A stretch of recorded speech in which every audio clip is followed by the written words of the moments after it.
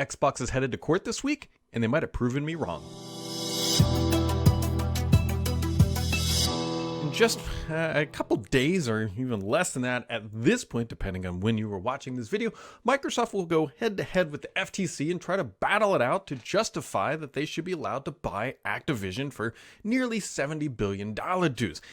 Now, one of the things that I thought for sure would happen, although Microsoft seems to be pushing back, because as part of these court cases in the CMA and the EU and basically everywhere else in the globe, Microsoft has to submit a bunch of documentation about their plans and what's going to really happen once they close this deal. And I would for sure have thought that Microsoft would raise the price of Game Pass. However, in the documentation filed with the FTC, Microsoft actually counters that claim. They say here, the acquisition would benefit the consumer by making Call of Duty available on Microsoft's Game Pass on the day it is released on console, with no price increases for the service based on the acquisition. That is really strong language, that they are not going to increase the price of Game Pass based on the acquisition. Now, there's a lot of wiggle room in there. Sure, they could just say, you know what, it's a Tuesday, so we're raising it based on it being a Tuesday, or a day that ends in Y, because we feel like it, because prices increase, because there's a million different reasons, but Microsoft knows the spirit of what they are saying here, and it looks like once this deal closes, they are not going to try to raise the price of Game Pass, and you can kind of see why they might be saying that, because the optics of Microsoft closing this deal, and then all of a sudden the value-driven Game Pass all of a sudden doubles in price or something like that, and the narratives are going to come out hard and heavy against Microsoft, saying like, look, they closed this deal, they doubled the price, the consumers are paying more, they're getting less. Well, they're not really getting less, but you guys know what I mean. You're all intelligent individual people. That's why you're watching this channel. So that to me is super interesting, because I would have bet money that Microsoft would have raised the price. Now, that doesn't mean that they won't ever. And right, they still got this weird sort of, you need Xbox Live Gold, you sort of need a Game Pass, there's Game Pass Ultimate. They still got this like SKU confusion thing going on, which I do expect them to clean up one day. And that's when I expect the price to actually climb. And so maybe that's Microsoft's arguments like, look, the price will not increase, but we're getting rid of Gold, but you also need it online to play. And so we're increasing everything by $10, but we're not increasing it because of the acquisition. We're increasing it because we're collapsing SKUs into one. That's what I mean. So we will see what happens there, but Microsoft is very clearly, I mean, that's pretty blunt that it's not going to happen day one, which I guess makes a lot of sense from a PR perspective. Now, the other interesting thing, this isn't necessarily directly from all of the court documentation, but is actually from an interview where Matt Booty was talking about VR. And so you might be wondering like, Brad, but Microsoft isn't doing VR. And you would be right. So here is the quote from Mr. Matt Booty. He says, I think for us, it's just a bit of a wait until there's an audience there. We're very fortunate that we have got these big IPs that have turned into ongoing franchises with big communities. We have 10 games that have achieved over 10 million players life to date, which is a pretty big accomplishment. But I think that's the kind of scale that we need to see success for the game, and it's just not quite there yet with AR and VR. Now, you might be saying, Brad, but Sony's making a run of it and they're having a great time, and maybe they are.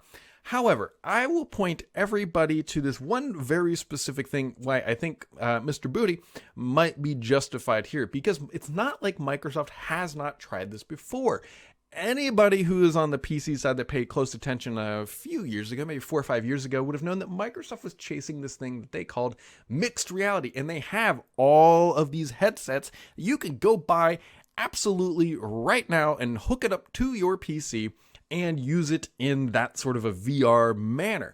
And these things, my friends, they did not sell well. They really didn't. They did not sell well for Microsoft and for their vendors for that portion. And so Microsoft's sitting here looking and saying like, look, Microsoft knows exactly how many people are have an Xbox Series X and S. They know exactly how many Xbox consoles are out there.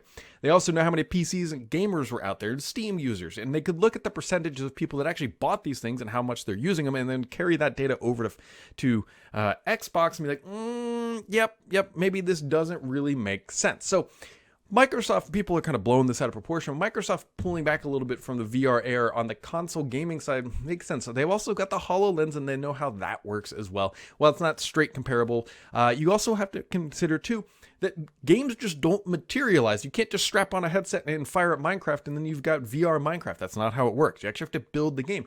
And let's be honest, Microsoft's had some trouble shipping games on times or shipping games in high quality. And so by adding another VR AR component to it, that takes another studio working on the title, and it becomes again just another resource drain for a company who really needs to prove that they can execute consistently and on time before adding more complexity to the conversation. So I actually really agree with Microsoft in this regard, that going the AR VR route for Xbox just may not be the right time, and the audience just may not be there. You got to remember, Microsoft is consistently telling us, don't judge us on our number of consoles sold or games sold, judge us on the number of Xbox Game Pass subscriptions we have. And let's be honest here, friends, if a title drops into Xbox Game Pass that is VR only, is that really going to grow that narrative the way that Microsoft wants it to? That subscription, that thing that they're telling us to focus on, that they are focusing on? I don't think it would. I really don't. And so this is a justified maneuver from Microsoft on that side. So if you got a headset and you're hoping to plug it in, because really what I think would have made a lot of sense, but there's no way they would get there, is you just take one of these mixed reality headsets made by HP. I think Dell made some. I think there were some other vendors out there. And just being able to plug it in, because they primarily run off of a USB and an HDMI, but it wouldn't be a clean experience where it's just one cable, which is what we would all kind of hope and expect in a modern VR solution. And I don't know why this video is so choppy, probably because it's several years old at this point, but either way, that is the VR AR narrative story from Microsoft. And so as we kind of sit here and wait to see what happens at the FTC, I expect that we will get a lot of information, a lot of telling information, although their court case, I think, is like a Thursday and a Friday, so the timing and availability of that information will be interesting because it'll bleed into the weekend. So there you go, my friends. That's all we got for this time. Make sure to keep it subscribed here because the only BS on this channel is me.